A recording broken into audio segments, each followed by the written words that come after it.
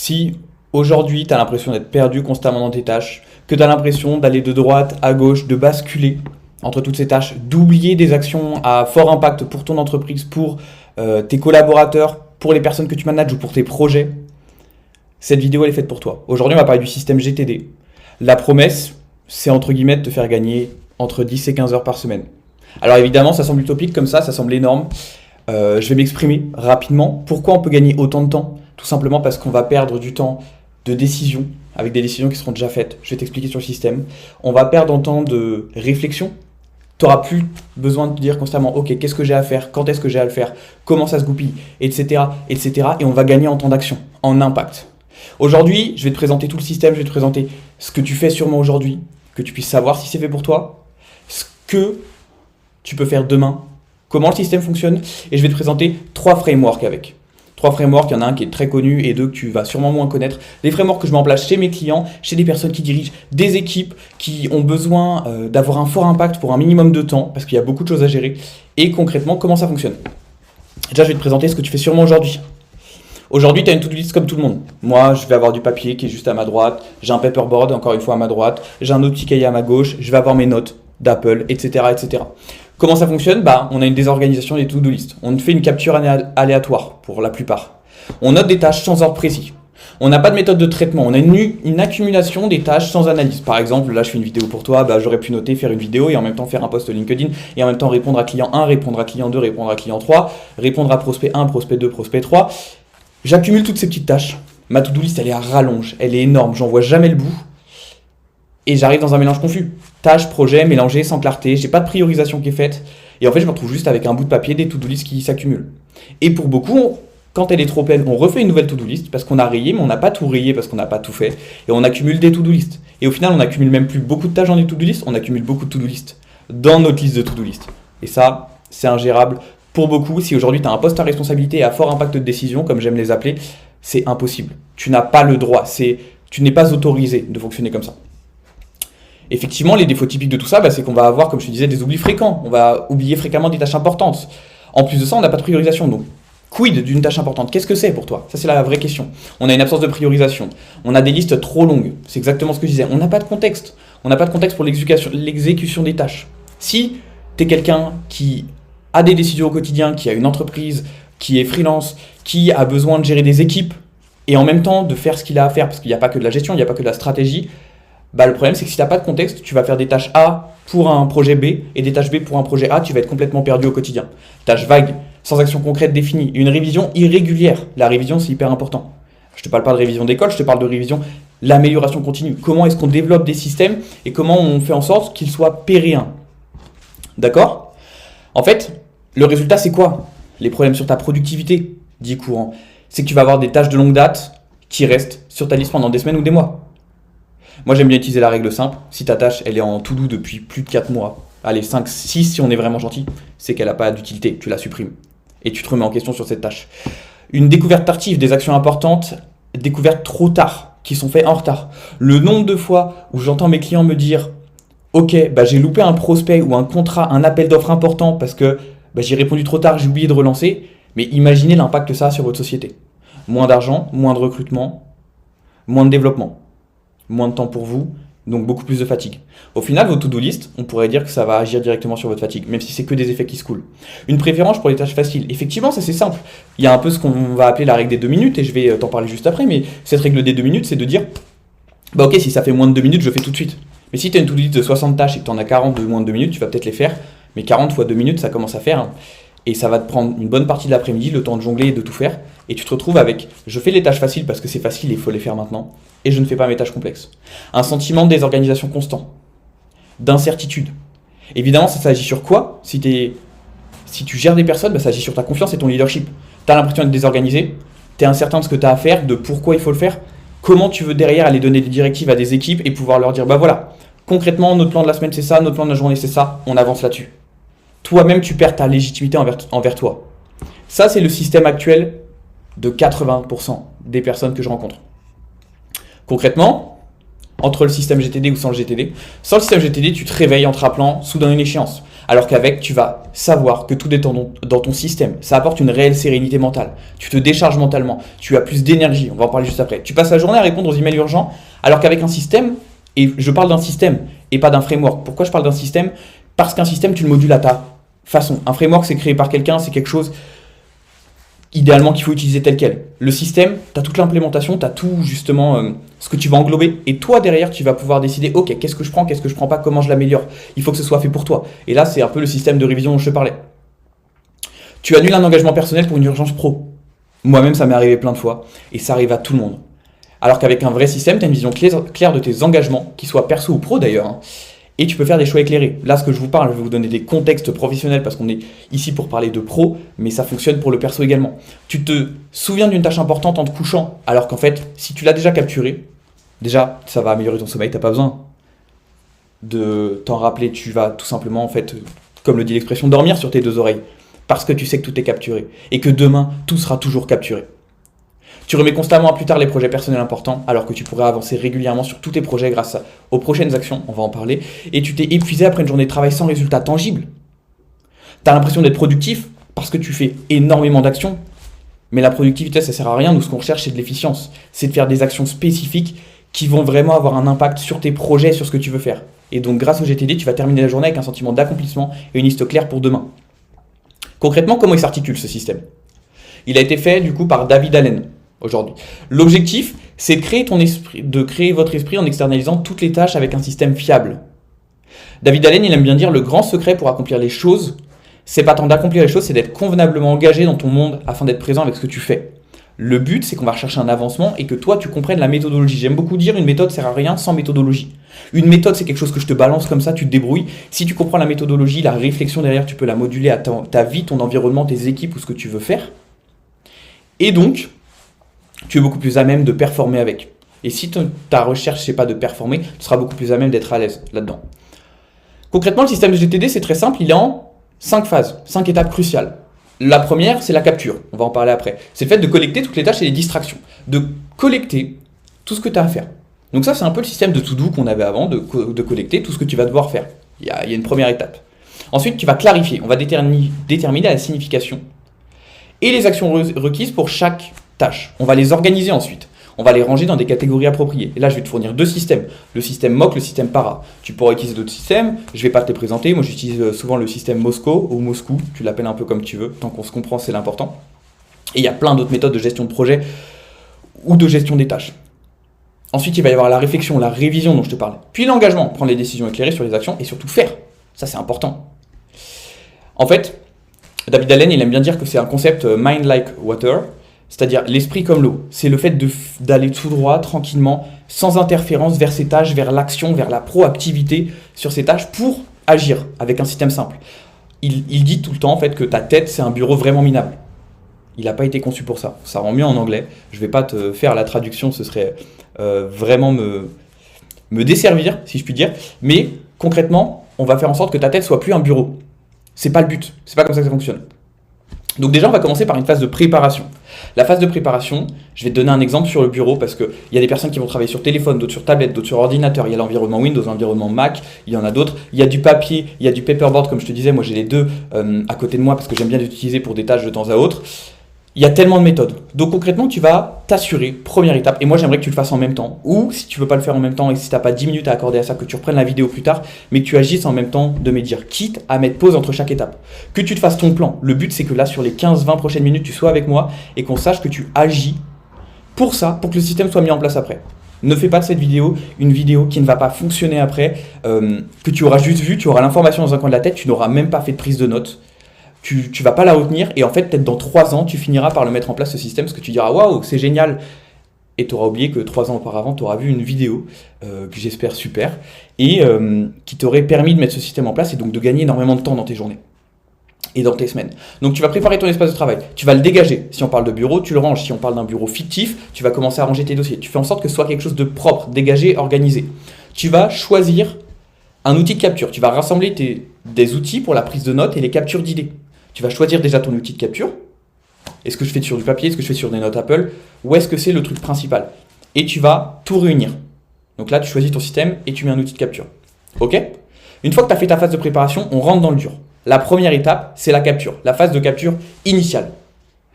Dans cette capture, dans ce système de capture que tu as défini, imaginons, on va dire que c'est les notes Apple. Très bien, moi je suis sur l'environnement Mac, je pense que beaucoup de personnes le seront aussi. Tu vas mettre toutes les tâches. Tu vas vider ta boîte de réception sans traitement. Donc tu vas mettre toutes tes tâches dans tes notes, tu vas vider ta boîte de réception, tu vas faire un peu en mode inbox 0 si ça te parle sur ta boîte mail. Tu vas parcourir rapidement tes espaces de travail et mettre, bah voilà, dans tel dossier, j'ai telle affaire importante et tu vas inclure tes projets personnels et professionnels. Alors pour faire simple, un projet c'est quelque chose qui a une date de fin. Je résume rapidement. Ça veut dire qu'aujourd'hui, tu as peut-être un projet de développement d'une collaboration avec un client, ça va avoir une date de fin. Un projet de plein de choses, un projet de mariage, ça va avoir une date de fin, parce que tu vas vouloir te marier à un moment. Moi, j'aime bien utiliser la méthodologie PCR, projet, casquette, ressources. Les ressources, bah, c'est des ressources, j'ai pas besoin de définir. Et les casquettes, c'est les choses qui n'ont pas de date de fin. Par exemple, bah, tu as une maison, tu veux peut-être l'entretenir, mais la maison, tu n'as pas pour projet de la revendre. Si tu avais pour projet de la revendre et de faire par exemple un investissement, c'est un projet. Sinon, la casquette, ça ira autre part. Ce ne sera pas dans la to-do parce que c'est quelque chose qui n'a pas de date de fin. Embellir ta maison, ce ne sera pas dans ta to-do, ce sera dans ta casquette complètement. Ok ? J'espère que je me fais comprendre là-dessus. Tu dois t'entraîner à capturer les idées potentiellement bonnes, les choses potentiellement utiles, et c'est quelque chose que tu dois apprendre à faire parce que ça ne se produit pas, premièrement, automatiquement, et deuxièmement, plus tu le fais, plus tu es bon là-dedans, plus tu es bon, plus tu es rapide, et moins tu oublies. Un système, c'est quelque chose d'antifragile. Je ne vais pas rajouter une note sur le concept d'antifragilité, mais le but, c'est que tu en fasses le plus possible, que tu vois tes erreurs pour t'améliorer. C'est à ça que sert un système. Et c'est la différence avec le framework, en tout cas d'après moi, d'après ma définition et d'après ce que je partage avec les gens avec qui je travaille. Pourquoi ? Parce que le système, tu peux l'adapter à toi. Donc, ce qui est fragile dans le système pour toi, vis-à-vis de ton environnement, de ton fonctionnement, de tes heures de travail, etc., tu peux l'adapter. Ok ? Ensuite, on va passer à l'étape de clarification. On a capturé tous nos éléments, on a fait du tri. Est-ce que les choses qu'on a à faire, les to-do, parce qu'on est beaucoup sur du getting things done, donc faire les choses, tout simplement, est-ce que c'est actionnable, est-ce que c'est non actionnable, est-ce que c'est à déléguer, est-ce que ça dure moins de 2 minutes ? Je reprends la règle des 2 minutes. Si ça dure moins de 2 minutes, ça peut être complété rapidement et idéalement immédiatement. Alors, d'abord, finis le système GTD, fais ton tri et ensuite tu sais que tu vides toute ta tâche des 2 minutes. Ok ? Je vais pas reprendre l'exemple, mais on me dit souvent ouais, mais 2 minutes, bah, si jamais je le fais, ça m'interrompt. La vérité, c'est que si jamais à un moment ça arrive dans ta tête, tu es déjà interrompu dans ta tâche de travail. Maintenant, fais une comparaison. Qu'est-ce qui te prend le plus d'énergie et le plus de temps entre le faire rapidement en 2 minutes et avoir la satisfaction que c'est fait et pouvoir retourner dans ta tâche principale ou t'arrêter, continuer ta tâche principale, je veux dire plutôt, mais avoir dans un coin de la tête, il ne faut pas que j'oublie cette petite tâche de moins de 2 minutes. Tu as déjà la réponse, j'ai pas besoin de la donner. Avec ça, tu vas utiliser un framework simple, le framework, la matrice d'Eisenhower. Je l'ai piqué sur le site The Assistant, je ne me suis pas embêté à la refaire parce que c'est quelque chose de super connu, j'ai pas besoin de l'exprimer, mais concrètement, ça va être de définir les tâches avec 2 niveaux, un niveau d'importance et un niveau d'urgence, et de définir si les tâches sont urgentes et importantes, urgentes non importantes, importante et urgente, non importante et non urgente, et le quatrième, parce que je me suis perdu dans ce que j'ai dit, mais tu vois l'idée. Concrètement, ce qui est important et urgent, c'est à faire. C'est priorité numéro 1 si tu veux dans ta to-do list. Donc là, dans cette étape-là, tu vas mettre une priorité. Ce qui n'est pas urgent mais important, ce sera à planifier. Ok, donc là, on parle de planification et c'est hyper intéressant. Tu sais que ça va être à planifier demain. Ça, mets-le dans une catégorie, on verra pour la planification après. Ce qui est non urgent, ce qui est urgent mais non important à déléguer. Et là, je fais appel à tes équipes ou à tes sous-traitants. Et c'est là où c'est hyper intéressant parce que tu vas aussi pouvoir avoir une conscientisation de ce que tu délègues. Et ce qui est non urgent, non important, tu l'élimines. Ça n'a rien à faire dans ta to-do. Ok ? Une fois qu'on a fait cette étape-là, on va passer à l'organisation. Le but, c'est d'avoir ces listes essentielles en intégrant justement les 2 méthodes que je vais te présenter. Mais tu as déjà la priorité, donc tu vas pouvoir savoir où les mettre. Ensuite, on va prioriser. On l'a déjà fait avec la matrice Eisenhower, mais tu peux appliquer la méthode Moscou pour établir les priorités. Ok ? Et on va les catégoriser avec les 2 méthodes, la méthode PARA et la méthode MOC. Alors, je vais te faire la méthode MOC. Les MOC, c'est les Map of Content. C'est de dire concrètement, je vais avoir des notes qui vont être catégorisées. C'est des notes individuelles qui sont catégorisées par thème et par concept. Je vais te donner un exemple. Une Map of Content, on va en avoir. Là, j'ai pris les aires de vie, par exemple. J'ai pris un exemple, en tout cas, des aires de vie. C'est pas totalement ça, mais on va avoir l'aire de vie personnelle, l'aire de vie professionnelle, la santé, les finances. Bon, l'aire de vie sport, c'est plutôt dans l'aire de vie santé, mais on pourrait dire que moi, c'est une aire de vie qui est très importante pour moi. Et moi, à titre personnel, c'est super important pour moi. Et dedans, on va avoir des grandes catégories. La famille, les projets, la formation, etc., etc. Demain, si jamais dans mes tâches, je vais avoir de la gestion budgétaire. Gestion quotidienne, par exemple, de mon patrimoine, de mes placements, ou des relances clients, par exemple. Par exemple, dans le mode finance et dans le mode professionnel, on aurait très bien pu dire, bah ok, là ici, on va rajouter un budget. Je vais le mettre comme ça pour pas m'embêter. Imaginons, budget d'entreprise, gestion du budget, donc gestion quotidienne. Ce qui va se passer, c'est que du coup, moi, je vais avoir plusieurs cartes. Quand je vais aller noter quelque chose, par exemple, facture, imaginons payer des factures, reprendre des factures, ça va être trié pour le côté professionnel, donc ça va être dans la map of content professionnelle, mais aussi dans la map of content finance budget. Ça veut dire qu'une même tâche va gérer deux projets, va avancer sur deux projets. Et c'est là où c'est hyper pertinent. Ça veut dire qu'on est capable de catégoriser par champ d'action, mais aussi par tâche plus précise ou par sous-catégorie.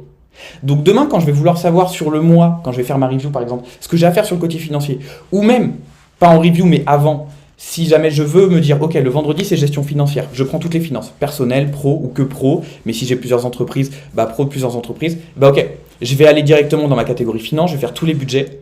Et ce qui est bien, c'est que ça va mettre à jour les budgets sur le côté professionnel de l'entreprise A, B, C. Et de projet D, par exemple. Donc ça, c'est un système de tri. J'espère que c'est clair. Si ça ne l'est pas, n'hésite pas à m'envoyer un message sur LinkedIn. Je peux faire, ou je vais même faire, un tableau blanc ou un fichier blanc directement en expliquant ces concepts. Mais tu peux trouver un peu partout comment ça fonctionne. Le but aujourd'hui, c'est de parler du système GTD, pas des frameworks.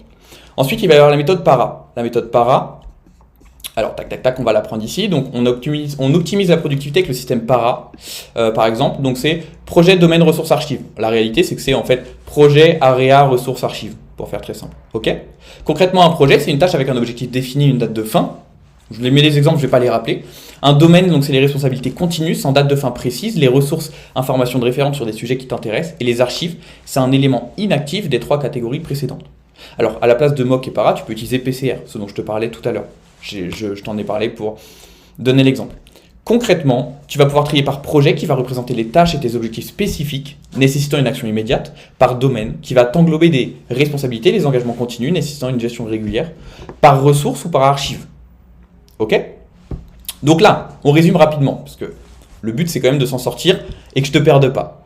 Tu as fait du tri, il n'y a pas de problème. Tu m'as fait ta capture, première étape. J'insiste, le système GTD, ça se fait sur plusieurs plages horaires différentes, tu ne me fais pas tout. Après, ça peut être une routine, mais tu ne me fais pas tout. Le but, c'est juste que tu aies un tri constant qui se fait de manière hebdomadaire et qui coule de source. On va reprendre le côté un peu l'esprit comme l'eau. Ça va comme une source, ça coule de source. J'aime beaucoup la langue française parce qu'au final, ça rend le truc très logique. Donc, on a un espace de travail propre, on est prêt. On a capturé ce qu'on a à faire. On a clarifié les tâches et leur niveau d'importance. Une fois qu'on les a clarifiées, on les a rangées. On les a rangés dans des catégories. Donc moi, je vais avoir un espace, si je reprends mes notes Apple, avec mes catégories et tout ce que j'ai à faire. Et donc je sais que si jamais vendredi, je veux faire des finances, bah, ça va être des finances. Si jamais mercredi, je veux faire, imaginons, tout ce que j'ai à faire sur le côté sport. Bon, techniquement, sport, ça va peut-être pas être des to-do, mais ça pourrait très bien être aller faire des achats pour une sortie sportive, une randonnée. Il me manque des choses. Et donc dans le projet, je vais l'avoir parce que j'étais en train de travailler. Ok, j'ai pensé qu'il me fallait... un réchaud, et puis 2 heures après j'ai pensé que j'avais pas de temps, toute ma tente était percée, bah, je l'ai noté dedans, et je sais qu'au moment où je vais aller faire mes achats pour la randonnée, bah, c'est dedans, j'oublie pas. Je donne des exemples qui parlent à tout le monde, parce que je connais pas ton entreprise ou tes actions. Le but c'est que ce soit quelque chose de très très logique. On va entrer ensuite dans la 4e phase, la phase de revue-révision. Concrètement, on a toutes nos tâches, on a tout, on prend un moment, moi j'aime bien dire de 15-20 minutes, si tu peux aussi, tu peux t'amuser à faire 5 minutes tous les soirs, ça, il y a des personnes qui le font, et moi je trouve ça génial. Tu vas examiner ta liste de tâches. Tu vas t'interroger sur les objectifs. Tu te réinterroges parce que ta phase d'organisation peut être mauvaise. Et c'est pour ça que c'est intéressant aussi de le faire sur 2 périodes de temps dissociées. Ça te permet d'avoir du recul et un repos mental. Tu t'interroges sur les objectifs. Tu évalues l'alignement de ces tâches et tu révises hebdomadairement, je vais y arriver, le système. Ça, tu le fais plus le vendredi soir. Mais typiquement, les 3 premières actions, bah, ce qui est génial, c'est que tu peux le faire aussi le matin. Tu vois, je te parlais de 5 minutes à la fin de la journée. Mais le matin, tu commences par examiner la liste de tes tâches. Ça te donne une vision 360 périphérique de tout ce que tu as à faire sur tous tes domaines de vie, sur tout ce que tu veux faire. En tout cas, sur tout ce que tu as décidé d'enregistrer. Mais idéalement, du coup, c'est sur tous tes systèmes. Tu t'interroges sur les objectifs. Parce que si tu sais qu'on est, imaginons jeudi, que ton objectif c'est d'avoir fait tes rendez-vous clients le soir, d'avoir œuvré pour ton entreprise, que toute ton équipe elle sache quoi faire le lendemain parce que tu t'en vas en week-end, ok, c'est mes objectifs principaux. Qu'est-ce qui va servir cet objectif qui est dans ma tête vis-à-vis de mes objectifs et de mes tâches à faire? Et tu vas sélectionner les tâches principales. Généralement par groupement de 1, 2 ou 3 tâches. Et quand tu as fait ces 3 tâches, tu peux revenir sur la révision et sur la revue. Et c'est là où c'est intéressant. Donc tu passes de J'aime bien faire la petite parallèle. T'as rien, t'es désorganisé, t'arrives le matin, c'est complètement brouillon, tu sais plus ce que t'as à faire, tu sais pas si t'as tout noté. Et ça, c'est vraiment compliqué aussi. Tu sais pas si tout est noté dans ton système de suivi. Ça fait peur, ça. Parce que tu dis, est-ce que je peux vraiment m'y fier? Là, tu sais que tu peux t'y fier, tu sais que tu as mis en œuvre les actions, tu as quelque chose qui tourne. Encore une fois, c'est un système, c'est pas parfait, il faut que tu le testes, que tu l'éprouves, entre guillemets. Ok? Donc là, tu sais que tu as ta revue systématique. C'est fait. Ensuite, très simple, la partie la plus simple, j'ai pas besoin de déblatérer dessus, l'action. Les étapes pour une productivité accrue. Là, ce que je veux maintenant que tu fasses, si jamais on s'est mis d'accord au début, que tu fais étape par étape et que tu m'époses, je veux que tu sélectionnes 3 actions prioritaires. Tu m'utilises la matrice impact effort si tu veux. Tu peux chercher sur internet, mais tu peux utiliser la matrice Eisenhower. Tu vas prendre les tâches les plus urgentes et importantes idéalement. C'est ça. Ou alors tu fais le tri sur les tâches de 2 minutes, au choix. Moi je te dirais urgente et importante. Les tâches de 2 minutes, ça pourra attendre un moment où tu es moins productif par exemple. Donc tu l'utilises, tu te concentres tes efforts sur les tâches les plus impactantes. Ensuite tu me planifies cette revue. Tu fais ta première revue. Ok, comment ça a fonctionné? Quelle est la différence par rapport à avant? Pourquoi? C'est bien, j'ai rien oublié. Ça a servi à quel projet? Ça a servi quel objectif ce que je viens de faire? À quel point je peux me féliciter sur ce que j'ai fait et sur comment ça se passe? Ok. Je planifie ma première revue hebdomadaire, j'évalue, j'ajuste mes objectifs et mes priorités régulièrement. Là, moi, je veux que tu le fasses idéalement maintenant. Ok? Et ensuite, je prends mes petits succès. Alors là, il y en a plein qui me disent ouais, mais ça sert à rien, les petits succès, etc., etc. C'est comme une habitude. Si jamais aujourd'hui tu vas à la salle de sport, demain tu y vas, après-demain tu y vas, tu prends peut-être un jour de repos et tu y retournes, etc., etc., et que tu vois 0 résultat, tu vas te dire que le système est mauvais. Moi, ce que je veux, c'est que tu sois capable de dire waouh, j'ai fait ça. Je l'aurais sûrement fait quand même parce que j'aurais pas oublié que c'était des tâches urgentes et importantes. Mais peut-être que je l'aurais fait dans 2 jours, dans 3 jours. Au final, là, je l'ai fait. Mon client est content, mes collaborateurs sont contents. Moi, je suis content. Donc, c'est que le système m'apporte quelque chose. Il a une vraie valeur ajoutée. Ok? Donc là, c'est la présentation du système GTD. Moi, j'aime bien dire qu'on gagne entre 10 et 15 heures par semaine. J'aime bien, pas pour le dire et parce que ça fait joli, j'aime bien le dire parce que c'est une réalité. C'est une réalité parce que tu vas baisser ta charge émotionnelle et décisionnelle, premièrement. Tu vas pouvoir agir directement dans l'instant T et tu vas surtout avoir une revue constante de tes avancées, de tes efforts. Tu es capable de dire ce que tu fais, ce que tu fais pas et donc à quoi sert ce que tu fais concrètement. Ok? Si jamais tu veux ce document-là, n'hésite pas à m'envoyer un message sur LinkedIn, Emilien Bénardo, je suis beaucoup plus actif dessus. Tu me dis que tu as vu cette vidéo-là et avec plaisir que je t'envoie tout ce système. Sur ce, je te souhaite bon courage et je t'attends de l'autre côté.